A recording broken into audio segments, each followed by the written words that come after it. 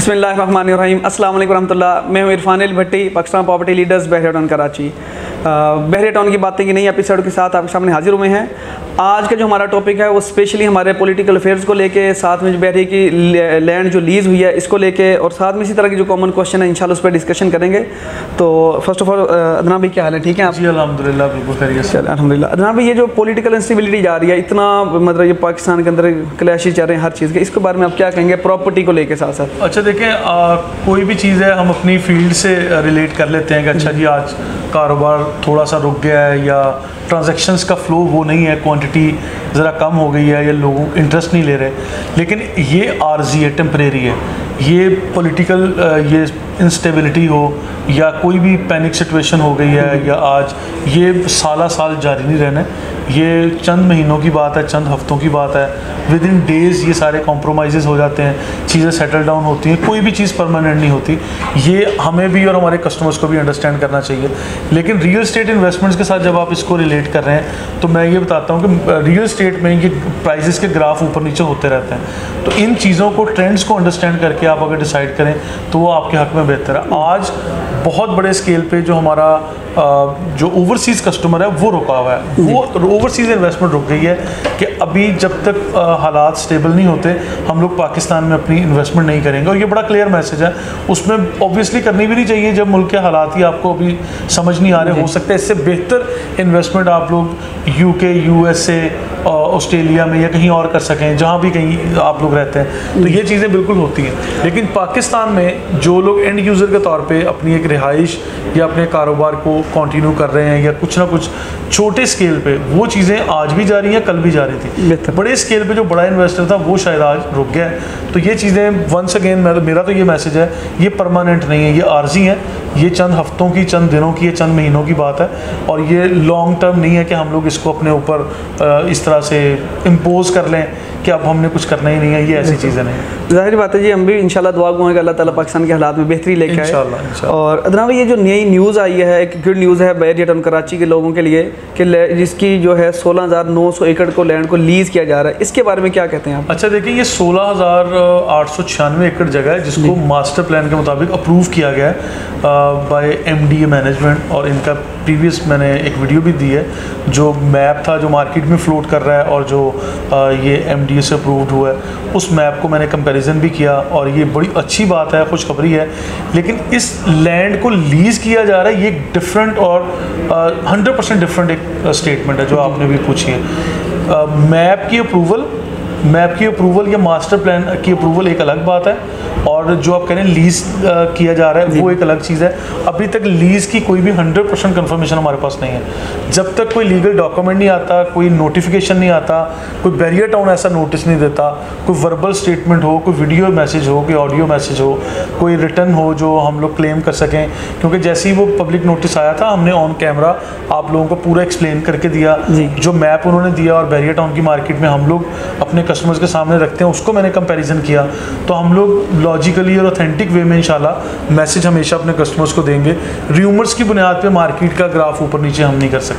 अच्छा अदनान भाई, एक जो है सुनने में ये भी आया कि मेन जिन एवेन्यू जो है ये सारा गवर्नमेंट के अंडर किया जा रहा है, या इस तरह से कुछ की न्यूज़ है? अच्छा देखिए, गवर्नमेंट के अंडर किस तरह किया जाएगा? लोगों की प्रॉपर्टी है, प्राइवेट प्रॉपर्टी है। गवर्नमेंट के अंडर तो अच्छा टैक्स वगैरह ही अप्लाई होगा ना, यहाँ FBR इनकम टैक्स ले लेगा। तो वो तो ऑलरेडी जब FBR का सालाना टैक्स इस दफ़ा आया इनकम टैक्स, तो FBR के जो बाय लॉज आए हैं उसमें जो सेक्शन A1 कैटेगरी में आ रहा है बहरिया टाउन का मेन जिना एवेन्यू और मिडवे कमर्शियल और इसकी फ़ेज़ 1 की प्रॉपर्टीज़ लाइक ग्रैंड मस्जिद से पहले का जो इलाका है बहरिया टाउन का, ये कैटेगरी A1 में आ रहा है। वो ये FBR के उन फॉर्म्स के मुताबिक ये बिल्कुल वही प्रॉपर्टीज़, इसकी इवेल्युएशन उसी तरह की जा रही है जिस तरह कराची शहर में शायरा फैसल की प्रॉपर्टीज़ की जा रही है। और प्राइजेज़ भी आपके सामने कहाँ से कहाँ चली गई हैं। मेन जिना एवेन्यू के ऊपर नाज़रीन एग्जांपल देने के लिए बताऊंगा कि मेन जिना एवेन्यू के ऊपर ग्राउंड फ्लोर पे शोरूम्स की बुकिंग हमने 50,000 या 55,000 रुपये पर स्क्वायर फीट पे की थी आज से चंद साल कभी। और आज की जब मैं प्राइस देखता हूँ तो 1 लाख से लेके 1,20,000 रुपये पर स्क्वायर फीट पे, यानी मोर देन डबल प्राइस हो चुकी है। और आने वाले टाइम में भी मैं आपको बताता चलूँ कि कराची शहर में बहुत सारे ऐसे एरियाज़ हैं जहाँ पे मैंने सर्वे किया है, मैंने भी और मेरी टीम ने भी, वहाँ पे हमें 2 से 2.5 लाख रुपए पर स्क्वायर फीट कॉस्ट स्टार्ट होती है और 5 लाख रुपए तक पर स्क्वायर फीट तक प्राइस जाती है। और वो टाइम दूर नहीं है जब बैरिया टाउन के मेन जना एवेन्यू के ऊपर भी आपको 2-2.5 लाख रुपए से लेके 5 लाख रुपए पर स्क्वायर फीट तक की प्राइस जाएगी। इसके ऊपर अगले 4 साल लग जाएँ, 5 लग जाएँ, इससे ज़्यादा टाइम लग जाए, उसके बारे में मैं कोई स्टेटमेंट नहीं दूंगा। लेकिन सेफ जो अपनी स्टेटमेंट देते हुए मैं ये कहूँगा कि आने वाले टाइम में बैरिया टाउन का फ्यूचर बहुत बहुत ब्राइट है। अल्हम्दुलिल्लाह I can claim on camera कि बैरिया टाउन को जिस तरह हमने बिल्कुल ज़ीरो से, स्क्रैच से ग्रो होते हुए देखा है, बढ़ते फूलते हुए देखा है, आज हम बड़े कॉन्फिडेंस से कह सकते हैं कि बैरिया टाउन ही फ्यूचर है यहाँ पे गिरदोनवा में रहने वाले सब लोगों का। अभी एक वो टाइम था 6 जून 2020 को जब बैरिया टाउन के मेन गेट पे अटैक हुआ था।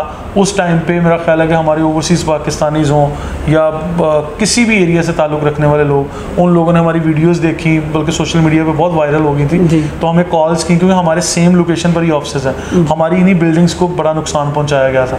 और उस टाइम लोगों का ट्रस्ट शेक होना होता तो हो जाता, लेकिन उसके बाद मैं कहता हूँ कि किसी भी चीज़ को स्प्रिंग की तरह जब दबाया जाता है तो उतनी ही ताकत से वो ज़्यादा ऊपर के सामने आती है। तो बैरिया टाउन के केस में अल्हम्दुलिल्लाह बिल्कुल वैसे ही हुआ कि जितनी भी बैरिया टाउन की एंटी फोर्सेस थी जो बैरिया टाउन को बुरी नज़र से देख रही थी, उन लोगों से जान छूटी और बैरिया टाउन को मज़ीद कह लें कि जो है ना अच्छे अंदाज में मतलब निखर के बैरिया टाउन सामने आया। और बैरिया टाउन की प्राइसेस डबल ट्रिपल, फिर साल 2020 का गालिबन ये वाक़या है, सॉरी साल 2021 का वाक़या 6 जून, और फिर इसके बाद जो दिसंबर तक का टाइम था 6 जून, सॉरी मैं रिपीट कर रहा हूँ, 6 जून 2021 का वो टाइम था जब ये अटैक हुआ।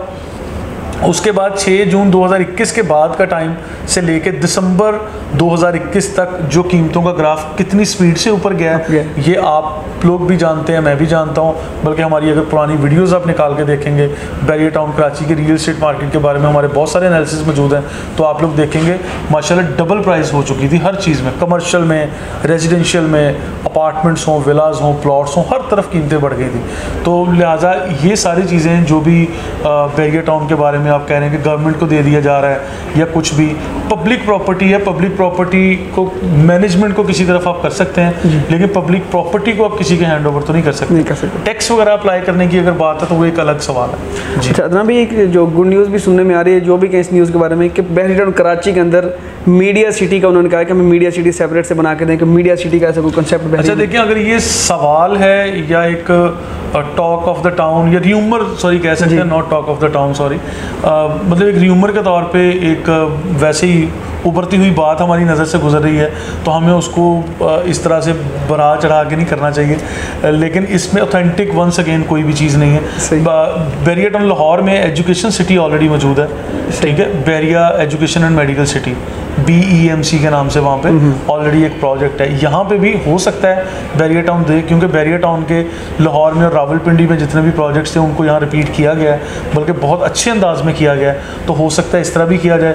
और बैरिया टाउन मैनेजमेंट, मलिक रियाज साहब, इन लोगों ने मिडल ईस्ट, UAE और दुबई से बहुत सारे आइडियाज़ ला के यहाँ पर आपको कॉपी करके दे दिए हैं। ग्रैंड मस्जिद आपको पता है ये अजूबा जो है ये कॉपी है, और इसके बाद आईफल टावर है, फिर ताजमहल को बना के दिया जाएगा, थीम पार्क है, तो और बहुत सारी चीज़ें ये लोग लेके आएंगे। ये तो पाकिस्तान में आपको तोहफा दे रहे हैं ना, तो इस तरह से अगर और आइडिया, जिस तरह दुबई में media city, education city, internet city, ठीक है, मेडिकल सिटी, इस तरह डिफरेंट कॉन्सेप्ट के मुताबिक चीज़ें आती हैं, वहाँ पे बिजनेस भी होता है, ट्रेड भी होता है, और टैक्स फ्री जोन आते हैं, इंडस्ट्रियल लैंड आती है, तो ये सारे आइडियाज़ हो सकता है फ्यूचर में बैरिया यहाँ पे भी कराची में इम्प्लीमेंट करे, तो वो बात दूर नहीं है। लेकिन आज अभी इस लम्हे तक हमारे पास कोई भी ऑथेंटिक नोटिफिकेशन नहीं है जो ऑन कैमरा हम कस्टमर को दिखा के जिसकी बुनियाद पे हम बात कर सकते हैं। अच्छा, एट द एंड ये है कि इस वक्त जो ज़्यादा जिसको भी देखा जाए कि आप हमें हमारे एंड यूज़र को क्या रिकमेंड करेंगे कि कमर्शियल प्रॉपर्टी की तरफ मूव हो या रेजिडेंशियल प्रॉपर्टी की तरफ? अच्छा देखिए, दोनों ही रिकमेंडेड है, लेकिन अगर कंपैरिजन में आएंगे, ऑलरेडी आप रेजिडेंशियल में इन्वेस्ट कर चुके हैं, आप कमर्शियल की तरफ आना चाह रहे हैं, तो मेरी रिकमेंडेशन ज़्यादा फर्स्ट प्रायोरिटी पे कमर्शियल प्रॉपर्टीज़ हैं, क्योंकि कमर्शियल प्रॉपर्टीज़ की जो प्राइस है, टाइम विल कम जब इसकी प्राइस आप लोगों को मतलब शायद आप अफोर्ड नहीं कर सकेंगे। आज की जो प्राइस है उसमें और आइंदा 5 साल के बाद जो प्राइस होगी उसमें बहुत बड़ा फ़र्क आपको देखने को मिलेगा, और ये यकीनी तौर पे मिलेगा, क्योंकि आज से पीछे अगर मैं 2 साल 3 साल पीछे चला जाता हूँ, क्योंकि अप्रॉक्सीमेटली तकरीबन 5.5 से 6 साल हो गए हैं मुझे बैरियर टाउन कराची में काम करते हुए। इस दौरान में प्राइस का ग्राफ जिस तरह से मैंने बढ़ते हुए देखा है, तो आज अगर मैं बैरियर टाउन की कीमतों को 10 मुख्तलिफ फेजेज़ में तकसीम करता हूँ, तो अभी सिर्फ चौथे फेज़ पे प्राइस पहुँची है, अभी 6 फेज़ और बाकी हैं। तो इसको मल्टीप्लाई होना है, अभी मल्टीप्लाई मैनी टाइम्स, ख़ासकर जब ग्रैंड मस्जिद ओपन हो जाएगी, आपका स्टेडियम ओपन हो जाएगा, और ये बहुत सारी चीज़ें यहाँ पे आप ज़रा ये क्रिकेट मैचेस की सीरीज़ होने तो दें, ठीक है। तो फिर मैं पूछूंगा कि यहाँ पे प्राइस कमर्शियल की क्या है, रेजिडेंशियल की क्या है। आज तो आपको स्पोर्ट्स सिटी विला 2.5 करोड़ में 3 करोड़ में वो गिफ्ट मिल रहा है, ये कुछ भी नहीं है इसकी प्राइस। यहाँ पे जब 8-10 करोड़ तक इसकी प्राइस जाएगी तो फिर लोगों को समझ आएगी कि हमें यहाँ पे इन्वेस्ट करना चाहिए था, एंड वी आर लेट। ठीक है अदनान भाई, ये आज का ये हमारा डिस्कशन यहीं पे एंड होती है। इस चीज़ के रिलेटेड आपको कुछ भी इन्फॉर्मेशन चाहिए हो तो हमारे नंबर पे कांटेक्ट करें। अपना ख्याल रखिएगा, दुआ में याद रखिएगा। अल्लाह हाफिज़। अल्लाह हाफिज़।